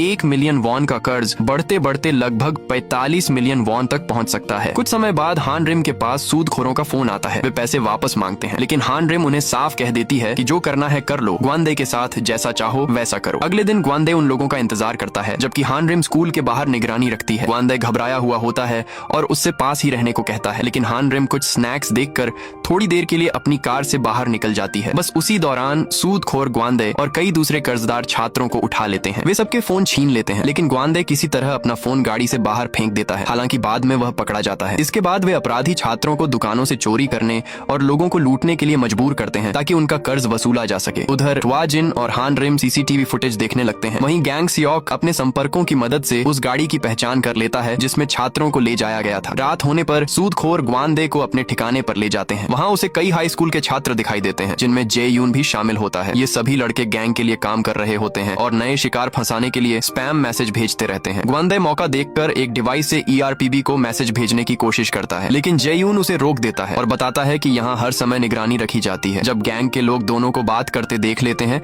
तो वे जे यून को बुरी तरह पीटते हैं और सभी को दोबारा काम पर लगा देते हैं। जे यून को बचाने के लिए ग्वांडे कहता है कि वह उनके सर्वर की मरम्मत कर सकता है। उसकी तकनीकी समझ देखकर अपराधी उससे प्रभावित हो जाते हैं और उसे ऊपर अपने बॉस के पास ले जाते हैं। वहाँ बॉस उसे एक प्रॉक्सी सर्वर तैयार करने का आदेश देता है। इसी बीच लगातार काम और मारपीट झेलते झेलते जे यून की हालत खराब हो जाती है और वह बेहोश होकर गिर पड़ता है। दूसरी तरफ हान रिम यंग बिन को लेकर ERPB मुख्यालय पहुंचती है जहां उससे आगे पूछताछ की जाने वाली होती है। हान रिम जब उस ऑनलाइन जुआ वेबसाइट को ध्यान से चेक कर रही होती है तब उसे सिस्टम के अंदर छिपे हुए कुछ मोर्स कोड मैसेज दिखाई देते हैं। थोड़ी देर बाद वह उन कोड्स को पढ़ लेती है और समझ जाती है कि ये मैसेज ग्वांडाई ने ही भेजे हैं। मैसेज से लोकेशन मिलते ही हान रिम और ह्वाजिन तुरंत उस ठिकाने पर पहुंच जाते हैं और वहां छापा मार देते हैं। दोनों पहले सैनिक रह चुके हैं, इसलिए गैंग के लोगों को काबू करने में उन्हें ज्यादा समय नहीं लगता। लड़ाई के बाद हान रिम को ग्वांडे सुरक्षित मिल जाता है और उसे देखकर वह राहत की सांस लेती है। इसके बाद हान रिम बाकी छात्रों के साथ वहीं रुक जाती है जबकि ह्वाजिन सीधे उस ऑफिस की तरफ बढ़ता है जहां लोन शार्क्स और उनका बॉस मौजूद होता है। जब गैंग का लीडर भागने की कोशिश करता है तो ह्वाजिन उसके पीछे दौड़ पड़ता है। उसे पकड़ने के बाद वह बुरी तरह उसकी पिटाई करता है क्योंकि उस आदमी ने जुए की लत के जरिए न जाने कितने छात्रों और उनके परिवारों की जिंदगी बर्बाद कर दी थी। आखिर में पुलिस सभी अपराधियों को गिरफ्तार कर लेती है और जे यून को इलाज के लिए अस्पताल भेज दिया जाता है। बाद में हान रिम ग्वांडे से माफी मांगती है। वह कहती है कि आगे से वह उस पर और ज्यादा ध्यान रखेगी ताकि ऐसी गलती दोबारा न हो। कुछ समय बाद जे यून के पिता गैंग सियोक का धन्यवाद करते हैं। वहीं ह्वाजिन जे यून को यह भी बताता है कि सियोंग बिन भी उन अपराधियों के साथ मिला हुआ था। फिर वह दोनों लड़कों को समझाता है कि जुए की लत ने सिर्फ उनकी जिंदगी ही नहीं बल्कि उनके माता पिता को भी बहुत दर्द दिया है। वह उन्हें सलाह देता है कि अब मेहनत करें और अपने परिवार का खोया हुआ पैसा वापस लौटाने की कोशिश करें। इसके बाद वह दोनों को बर्तन साफ करने का काम देता है। उधर हान रिम को महसूस होता है कि ग्वांडे अभी भी जुए की आदत से पूरी तरह बाहर नहीं निकल पाया है। यही सोचकर वह उसे ह्वाजिन के पास काउंसलिंग के लिए लेकर जाती है। कुछ समय बाद गैंग सियोक की मुलाकात उसके राजनीतिक विरोधी वांग गीताए से होती है। गीताए की लोकप्रियता लगातार कम हो रही होती है। वह गैंग सियोक पर आरोप लगाता है कि वह अपनी दिवंगत बेटी गा युन का नाम इस्तेमाल करके राजनीतिक फायदा उठा रहा है। जवाब में गैंग सियोक उसे कहता है कि उसे अपनी पार्टी की चिंता करनी चाहिए क्योंकि राष्ट्रपति चुनाव से पहले उसकी कुर्सी को लेकर उसकी ही पार्टी के लोग बातें कर रहे हैं। ये सुनकर गीताए हैरान रह जाता है। इसके बाद गीताए गुचियोल से मिलने जाता है। उसका मकसद साफ होता है, वह गैंग सियोक को गिराने के लिए गा युन की मौत का इस्तेमाल करना चाहता है। एपिसोड का अंत इसी सीन पर होता है जहां गीताए और गुचियोल बैठकर चर्चा करते हैं कि गा युन की मौत को गैंग सियोक के खिलाफ कैसे इस्तेमाल किया जा जा सकता है। अब अगर इस एपिसोड की बात करें तो पहले से ही साफ था कि गीताए इतनी आसानी से हार मानने वाला नहीं है। देश और लोगों के लिए कुछ अच्छा करने की बजाय वह सिर्फ गैंग स्योक द्वारा बनाए गए सिस्टम को खत्म करना चाहता है। इससे साफ पता चलता है कि उसके अंदर कितनी जलन भरी हुई है। ऐसा लग रहा है कि आने वाले एपिसोड्स में वह गैंग स्योक की निजी जिंदगी से जुड़ी और भी जानकारी निकालने की कोशिश करेगा। शायद हमें जल्द ही यह भी पता चल जाए कि गा यून की मौत से पहले आखिर क्या हुआ था। दूसरी तरफ हान रिम और ग्वान दे की कहानी भी धीरे धीरे आगे बढ़ती दिख रही है। अब ह्वाजिन भी नोटिस करने लगा है कि हान रिम ग्वान दे की पहले से ज्यादा फिक्र करने लगी है। भले ही वह अपनी भावनाओं को मानने से इनकार करती रहे, लेकिन दोनों की जोड़ी काफी दिलचस्प लगती है। दोनों का स्वभाव एक दूसरे से बिल्कुल अलग है और यही चीज उन्हें और मजेदार बनाती है। जहाँ तक इस केस की बात है, यह एपिसोड बहुत अच्छे तरीके से दिखाता है कि जुए की लत कितनी खतरनाक हो सकती है। शराब या ड्रग्स की तरह इसमें कोई साफ चेतावनी नहीं मिलती कि अब रुक जाना चाहिए। इंसान बस और गहराई में फंसता चला जाता है। इसी वजह से इससे बाहर निकलना भी बेहद मुश्किल होता है। शो यह भी अच्छी तरह दिखाता है कि सिर्फ जुआ छोड़ देना काफी नहीं होता। कई बार उससे उबरने के लिए काउंसलिंग और लगातार मदद की भी जरूरत पड़ती है। कुल मिलाकर टीच यू अ लेसन अब भी शानदार तरीके से आगे बढ़ रही है। हर नए एपिसोड के साथ कहानी और ज्यादा दिलचस्प होती जा रही है और आने वाले एपिसोड्स में क्या होगा यह देखने की उत्सुकता और बढ़ गई है। इस एपिसोड के बारे में आपकी क्या राय है, हमें कमेंट में जरूर बताइए। आपका सपोर्ट हमारे लिए बहुत मायने रखता है। मैं हूं वन टाइम वॉच और अपनी पूरी टीम की तरफ से आपसे अगले वीडियो में फिर मुलाकात होगी। एपिसोड 8 की शुरुआत में खबरें दिखाई जाती हैं कि ERPB पूरे देश के स्कूलों में छात्रों के खून और पेशाब की जांच करवा रही है ताकि पता लगाया जा सके कि कोई ड्रग्स तो नहीं ले रहा। इसी दौरान ह्वांग डे, ह्वाजिन और हान रिम को सोंग यून हाई स्कूल के बारे में बताता है। यह देश के सबसे मशहूर प्रेप स्कूलों में से एक है और यहाँ से बहुत से छात्र बाद में SNU मेडिकल कॉलेज तक पहुँचते हैं। ह्वांग डे यह भी बताता है कि वहाँ पढ़ने वाले कई बच्चों के माता पिता उन पर जरूरत से ज्यादा दबाव डालते हैं। ये सुनकर गैंग सुक ERPB को मामले की जाँच करने का काम सौंप देता है। फिर ERPB एक क्वालिफायर एग्जाम पर नजर रखती है। परीक्षा के दौरान जुंग ह्युक मिन नाम का छात्र अचानक नाक से खून निकलने लगता है, इसीलिए उसे मेडिकल रूम ले जाया जाता है। लेकिन वहाँ उसकी माँ उसे आराम करने देने की बजाय जगा देती है और एक गोली देकर कहती है कि उसे परीक्षा पूरी करनी ही होगी। एग्जाम खत्म होने के बाद ERPB सभी छात्रों को ड्रग टेस्ट के लिए रुकने को कहती है। ह्युक माइन अपनी माँ को इसकी जानकारी देता है। उसकी माँ तुरंत दूसरे माता पिता को फोन करती है और शिकायत करने लगती है कि ERPB बच्चों का समय खराब कर रही है जबकि उन्हें ट्यूशन जाना चाहिए। लेकिन ह्वाजिन साफ कह देता है कि कोई भी छात्र बिना टेस्ट कराए नहीं जा सकता। वह माता पिता को भी चेतावनी देता है कि अगले दिन सभी बच्चों को फिर से जांच के लिए लेकर आएं। उधर जेल में गीताए गुचियोल से मिलने पहुंचता है। दोनों गैंग सुक और ह्वाजिन को गिराने के लिए साथ काम करने की बात करते हैं। इसके बाद ह्वाजिन, हान रिम और ह्वांग डे छात्रों को अस्पताल लेकर जाते हैं जहाँ उनके पेशाब के सैंपल लिए जाते हैं। इसी दौरान ह्युक मिन की माँ को पता चलता है कि उसके बेटे को परीक्षा में सिर्फ B ग्रेड मिला है। ये सुनते ही वह नाराज हो जाती है। ह्युक मिन माफी मांगता है लेकिन उसकी माँ उल्टा उसी को दोष देती है और कहती है कि उसने अपनी दवा समय पर नहीं ली, इसीलिए उसका रिजल्ट खराब आया। फिर हमें पुराने दिन दिखाए जाते हैं। ह्युक मिन की माँ एक मेडिकल कॉलेज सलाहकार से मिलती है और उसे पता चलता है कि उसका बेटा दूसरे बच्चों से पीछे चल रहा है। इसके बाद वह ठान लेती है कि उसका बेटा किसी भी हालत में SNU में दाखिला लेगा। वह पूरे परिवार को गैंगनम शिफ्ट होने के लिए मजबूर कर देती है। ह्युक मिन के लिए अलग अलग ट्यूटर रखे जाते हैं और वह खुद भी उसकी पढ़ाई पर हर समय नजर रखने लगती है। वह दूसरे महत्वाकांक्षी माता पिता के साथ भी जुड़ जाती है, यहाँ तक कि वह ह्युक मिन को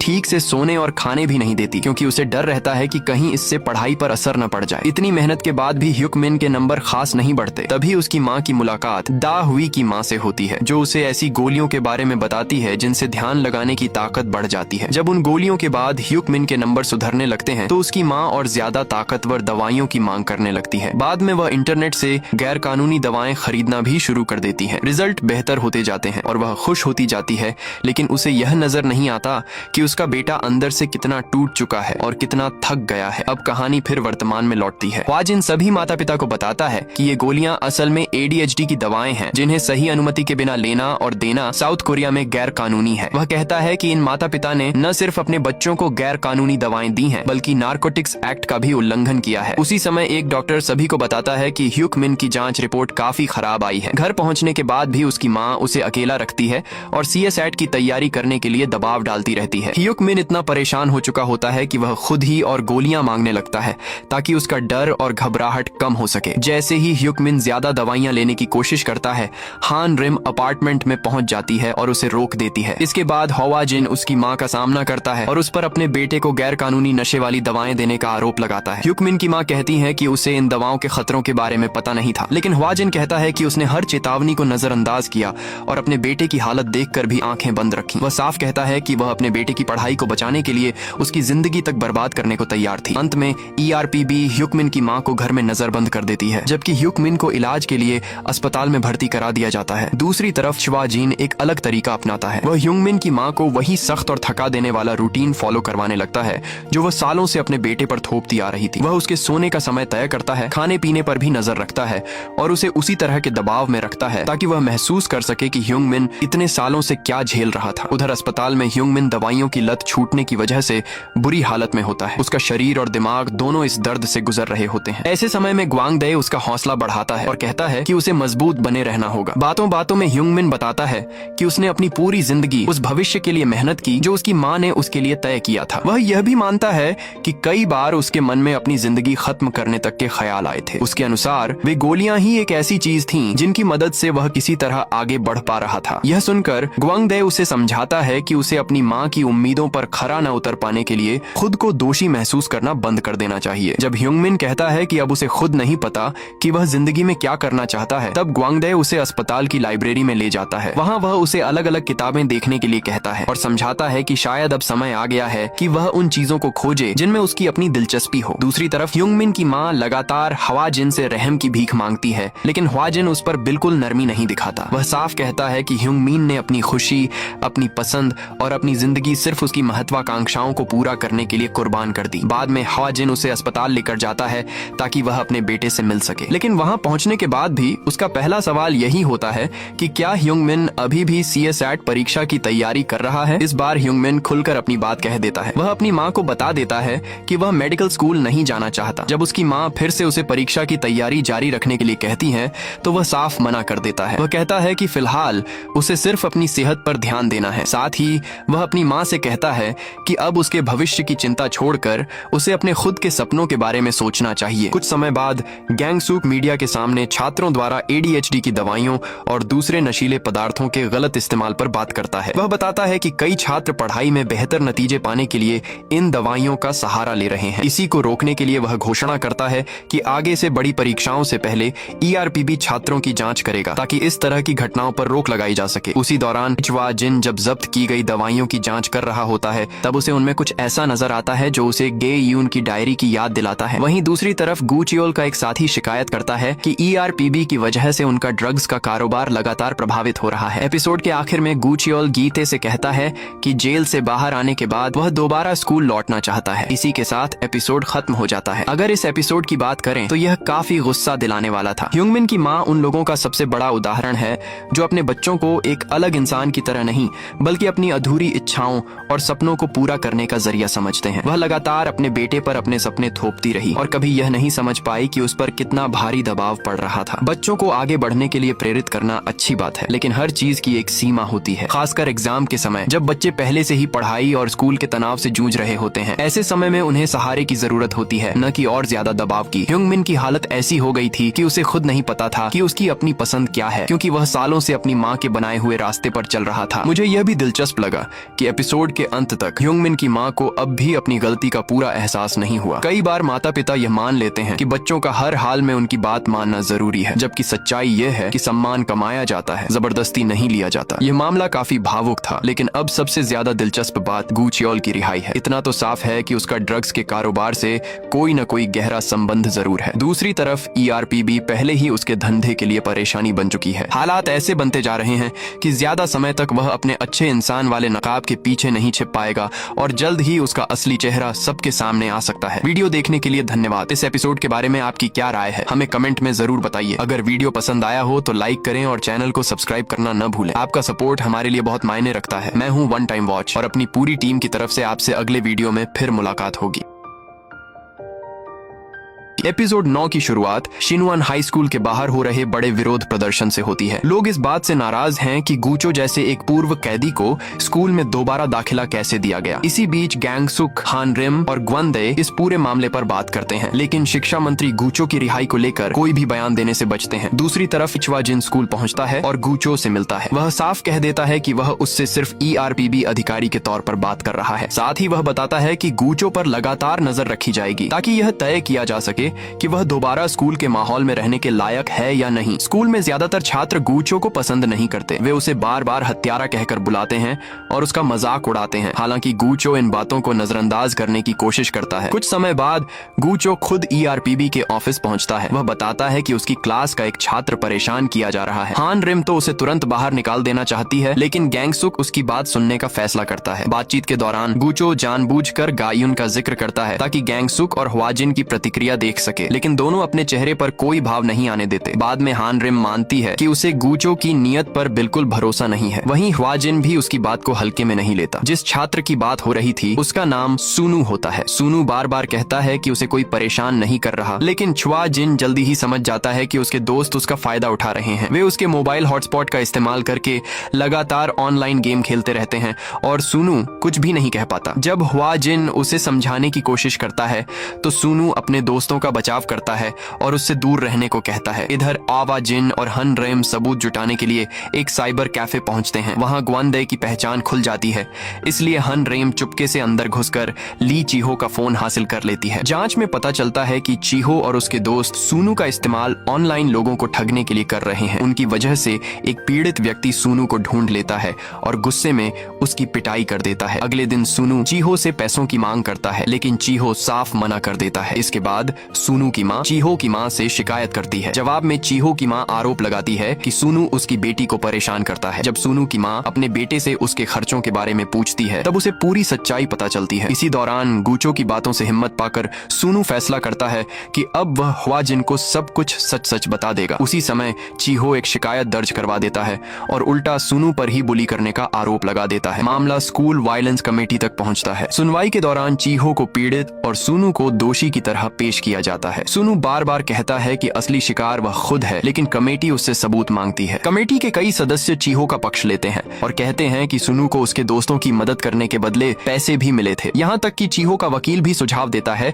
कि सुनु माफी मांग ले ताकि मामला खत्म हो जाए। यह सब देखकर हान रिम का गुस्सा 7वें आसमान पर पहुंच जाता है। उसे साफ दिख रहा होता है कि जांच निष्पक्ष तरीके से नहीं हो रही। इसी बीच सुनु लोगों से बचने के लिए छिप जाता है। वह जिन उसे ढूंढ निकालता है और उसका हौसला बढ़ाता है। वह वादा करता है कि ERPB उसकी पूरी मदद करेगा। इसके बाद ERPB एक नया प्लान बनाता है। हान रिम को सिनुअन हाई स्कूल में अंडरकवर छात्र बनाकर भेजा जाता है। वहाँ वह चीहो और उसके दोस्तों से दोस्ती कर लेती है। वह जानबूझकर उन्हें अपने सोशल मीडिया अकाउंट और वाईफाई का एक्सेस दे देती है। चीहो और उसके दोस्त इस मौके का फायदा उठाने लगते हैं, लेकिन उन्हें नहीं पता होता कि हान रिम ने उनके फोन में एक सिस्टम डाल दिया है जिससे ग्वानदे को उनके डिवाइस का रिमोट एक्सेस मिल जाता है। अब ग्वानदे उन्हीं अकाउंट्स का इस्तेमाल करके वही तरीके अपनाता है जिनसे चीहो और उसके दोस्तों ने सुनु का फायदा उठाया था। कई दिनों तक जब चीहो खुद उसी परेशानी से गुजरता है तो आखिरकार उसका धैर्य टूट जाता है। एक दिन वह गुस्से में हान रिम पर भड़क उठता है। तभी हान रिम उस पर उल्टा उसे परेशान करने का आरोप लगा देती है और कहती है कि वह स्कूल वायलेंस कमेटी में उसकी शिकायत करेगी। उसी समय ह्वाजिन वहां पहुंच जाता है। उसके पास हान रिम के दावों को साबित करने वाले सबूत भी होते हैं। वह चीहो पर हान रिम को परेशान करने का आरोप लगाता है। चीहो तुरंत इन आरोपों से इनकार करता है और गुस्से में आ जाता है, लेकिन ह्वाजिन उसे याद दिलाता है कि उसने भी सुनु के खिलाफ बिल्कुल यही तरीका अपनाया था। फिर वह सबके सामने बता देता है कि हान रिम कोई आम छात्र नहीं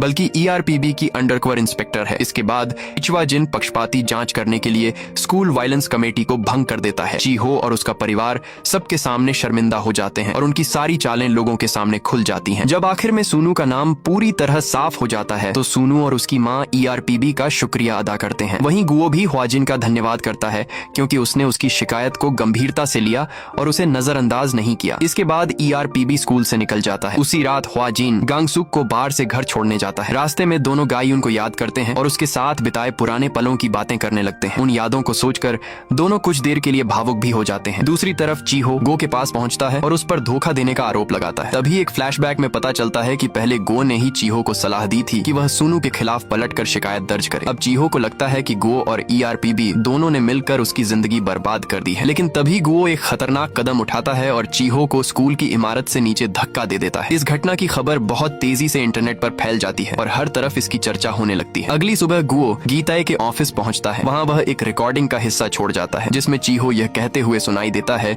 कि ERPB ने उसकी जिंदगी बर्बाद कर दी। यह सुनकर जीते हैरान रह जाता है। उसे समझ आ जाता है कि गुओ ने यह सब पहले से प्लान किया था। यहाँ तक कि जेल से बाहर आने की पूरी योजना भी उसी की सोची समझी चाल थी। एपिसोड के आखिर में जीताए उस रिकॉर्डिंग को लेकर अस्पताल पहुंचता है जहाँ चीहो का इलाज चल रहा है। वहाँ वह गैंग सूक और ERPB पर आरोप लगाता है कि उनकी वजह से एक छात्र ने आत्महत्या करने की कोशिश की। इसी के साथ यह एपिसोड खत्म हो जाता है। अगर इस केस की बात करें तो इस बार ERPB ने जिस तरह के बुलिंग केस की जांच की वह काफी अलग था। यहाँ किसी को मारपीट करके परेशान नहीं किया जा रहा था, बल्कि चुपचाप और चालाकी से उसका फायदा उठाया जा रहा था। यही बात इस केस को खास बनाती है। स्कूल में होने वाली बदमाशी हमेशा चोट या घाव के रूप में दिखाई नहीं देती। कई बार मानसिक और बोलकर की जाने वाली परेशानियां भी उतनी ही नुकसान पहुंचाती हैं। इस बार जांच का तरीका भी थोड़ा हल्का और दिलचस्प लगा, क्योंकि मामला पिछले मामलों जितना हिंसक नहीं था। हान रिम को दो अलग अलग रूपों में देखना भी काफी मजेदार था। एक तरफ वह सख्त और खतरनाक पूर्व सैनिक है और दूसरी तरफ स्कूल में एक साधारण छात्रा बनकर घुल मिल जाती है। हमने उसकी यह साइड पहले भी देखी थी,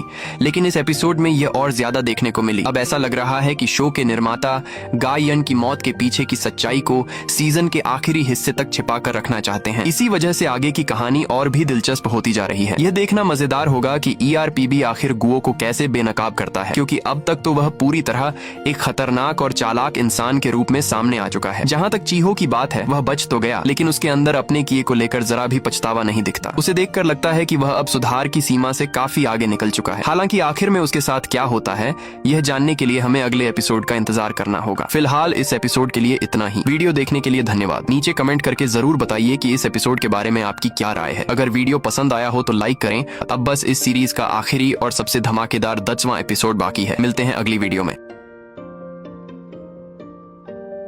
एपिसोड 10 की शुरुआत ह्वाजिन और ग्वांडे से होती है। दोनों चीहो के छत से गिरने वाले मामले पर बात कर रहे होते हैं। ग्वांडे बताता है कि CCTV में ऐसी कोई साफ फुटेज नहीं मिली जिससे पता चल सके कि उस रात सच में क्या हुआ था। वीडियो में सिर्फ इतना दिखाई देता है कि चीहो किसी से बात कर रहा था। अब दोनों यही सोच रहे होते हैं कि आखिर उस रात उसके साथ क्या हुआ था। इसके बाद ह्वाजिन ग्योचोल से मिलने जाता है। वह उस पर आरोप लगाता है कि वह ERPB को बंद करवाना चाहता है ताकि अपना ड्रग्स का धंधा आराम से चला सके। बात करते करते ग्योचोल गायून के बारे में गलत बातें कह देता है। यह सुनकर ह्वाजिन खुद को रोक नहीं पाता और उसे घूंसा मार देता है। यह घटना रिकॉर्ड हो जाती है और देखते ही देखते इंटरनेट पर वायरल हो जाती है। इसका नतीजा यह होता है कि ERPB को बंद करना पड़ता है। अब स्टूडेंट्स भी ERPB का साथ देने से मना कर देते हैं और ज्यादातर लोग ग्योचोल के समर्थन में खड़े हो जाते हैं। फिर कहानी फ्लैशबैक में जाती है। वहाँ दिखाया जाता है कि गायून हमेशा ग्योचोल को स्कूल आने के लिए मजबूर करती थी। वह लगातार उसे समझाती रहती थी कि वह अपनी गैंग वाली जिंदगी छोड़ दे और सही रास्ते पर चले, लेकिन ग्योचोल ने कुछ और ही सोच रखा था। उसने दूसरे स्टूडेंट्स के जरिए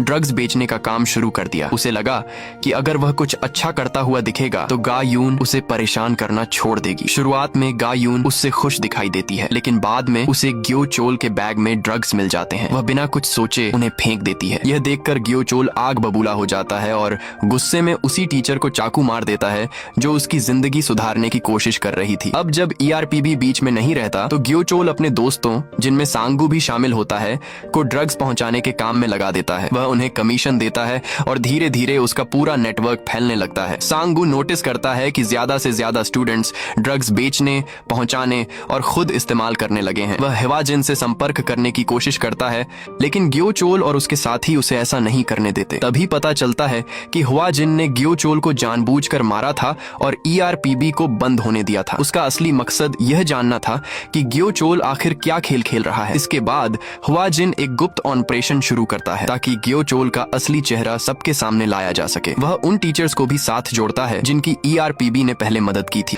गांगसुक उन टीचर्स से गुप्त रूप से संपर्क करता है और उनसे मदद मांगता है। मिस चोई सबसे पहले तैयार हो जाती हैं और धीरे धीरे कई दूसरे टीचर्स भी इस मिशन का हिस्सा बन जाते हैं। सभी टीचर्स स्कूल से ड्रग्स इकट्ठा करते हैं और उन्हें टीम के हवाले कर देते हैं। उसी समय हान रिम और ग्वांडे भी अंडरकवर होकर स्टूडेंट से ड्रग्स जुटाने का काम करते हैं। ग्वांडे, सॉन्ग, ह्वान और ईम बोम की मदद लेकर ड्रग्स बेचने वालों पर दबाव बनाता है। वे लोग इतनी बड़ी मात्रा में ऑर्डर देते हैं कि ग्योचोल का पूरा स्टॉक लगभग खत्म होने लगता है और स्टूडेंट्स तक ड्रग्स पहुंचना बंद हो जाता है। इसके बाद गांगसुक पूरे देश के सामने ग्योचोल के ड्रग्स नेटवर्क का पर्दाफाश कर देता है। ERPB फिर से जांच शुरू करता है और जिनवोन हाई स्कूल पहुंचता है। हवाजिन ड्रग्स ढूंढने की कोशिश करता है, लेकिन ग्योचोल और उसके साथी वहां से भाग निकलते हैं। ऑपरेशन के दौरान एक बड़ी समस्या खड़ी हो जाती है। हान रिम गलती से कुछ ड्रग्स सांस के जरिए अंदर ले लेती है। नशे के असर में वह ग्योचोल के साथियों पर हमला कर देती है। ग्वांडे वहीं रुककर उसकी देखभाल करता है, जबकि हवाजिन ग्योचोल के पीछे निकल जाता है। जब ग्योचोल देखता है कि हवाजिन उसके करीब पहुंच चुका है, तो वह धमकी देता है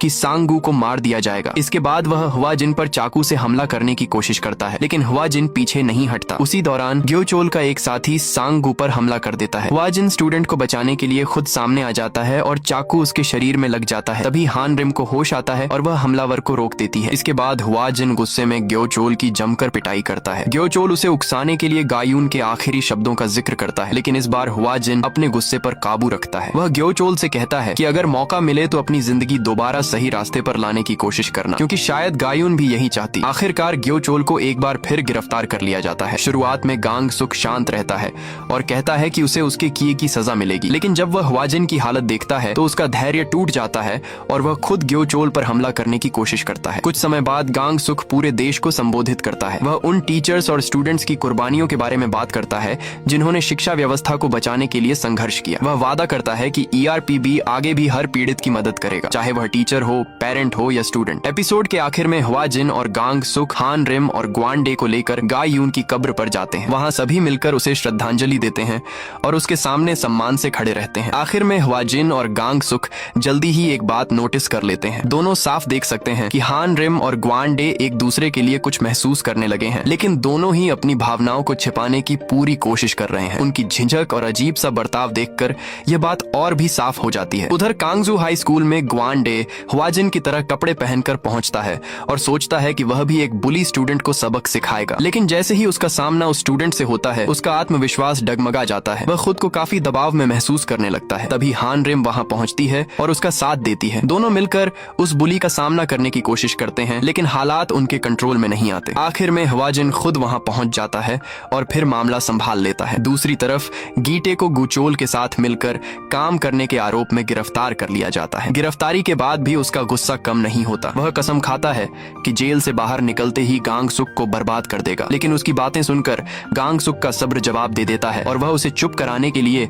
एक जोरदार मुक्का मार देता है। इसी के साथ सीजन का मुख्य हिस्सा खत्म हो जाता है। कुल मिलाकर यह एपिसोड काफी तेज रफ्तार और मजेदार रहा। पूरी सीरीज ने शुरू से आखिर तक अपनी पकड़ बनाए रखी और ऐसा लगता है कि आगे इसके और भी सीजन आ सकते हैं। इसकी कहानी का ढांचा ऐसा है कि हर नए केस के साथ किसी स्टूडेंट, टीचर या पेरेंट से जुड़ा नया सबक देखने को मिलता है। यही चीज इसे उन शोज की तरह बनाती है जहां हर एपिसोड में बुराई के खिलाफ अच्छाई की जीत देखने को मिलती है। स्कूल बुलिंग का मुद्दा साउथ कोरिया में कितना बड़ा है ये किसी से छिपा नहीं है, इसलिए इस दुनिया में अभी भी ऐसे बहुत से केस हैं जिन्हें यह शो आगे दिखा सकता है। ऊपर से कई ऐसी असली घटनाएं भी हैं जिनसे इस तरह की कहानियां प्रेरित लगती हैं। जहां तक गुचोल की बात है, एक पल के लिए ऐसा लग सकता है कि हवाजिन को उससे बदला लेना चाहिए था, लेकिन उसने जो फैसला लिया वह उसके किरदार को और मजबूत बनाता है। उसने साफ कहा कि वह किसी अपराधी के स्तर तक नहीं गिरेगा। उसके हिसाब से अगर कोई बड़ा इंसान किसी बच्चे को सही रास्ता नहीं दिखा सकता तो वह खुद भी अपनी जिम्मेदारी निभाने में नाकाम है। इसलिए उसने गुचोल को एक और मौका देने की कोशिश की। हो सकता है कि गुचोल कभी न बदले, लेकिन कम से कम हवाजिन ने अपनी तरफ से सही काम किया। इस शो की सबसे अच्छी बात इसके किरदार हैं। गांगसुक और हवाजिन का रिश्ता भी काफी दिलचस्प रहा। गांगसुक जिस तरह हवाजिन को अपने बेटे की तरह मानता है और उसे घायल देखकर खुद गुचोल पर टूट पड़ता है, वह काफी भावुक पल था। अभी सीजन 2 की बात करना थोड़ा जल्दी होगा, लेकिन उम्मीद जरूर की जा सकती है कि यह कहानी आगे बढ़े। गंभीर मुद्दों को दिखाने के बावजूद शो ने मनोरंजन का संतुलन अच्छी तरह बनाए रखा है और यही इसकी सबसे बड़ी ताकत है। वहीं हान रिम और ग्वांडे की कहानी भी धीरे धीरे आगे बढ़ रही है। ऐसा लगता है कि हवाजिन के अलावा शायद हम ही हैं जो उनकी भावनाओं को समझ पा रहे हैं। ग्वांडे द्वारा हान रिम को ट्रांस जैसी हालत से बाहर लाने के लिए किस करना थोड़ा अचानक लगा, लेकिन इससे दोनों के रिश्ते को लेकर दिलचस्पी और बढ़ गई। उम्मीद है कि आगे उनकी कहानी को और ज्यादा समय मिलेगा। तो आपको यह शो कैसा लगा? क्या आपने इसे एंजॉय किया? कोई ऐसा हिस्सा था जो आपको पसंद नहीं आया? और हमारे इन रिकैप्स के बारे में आपकी क्या राय है? अपनी राय जरूर बताइए। आपकी हर प्रतिक्रिया हमारे लिए बहुत मायने रखती है। देखने के लिए धन्यवाद और अगली वीडियो में फिर मुलाकात होगी।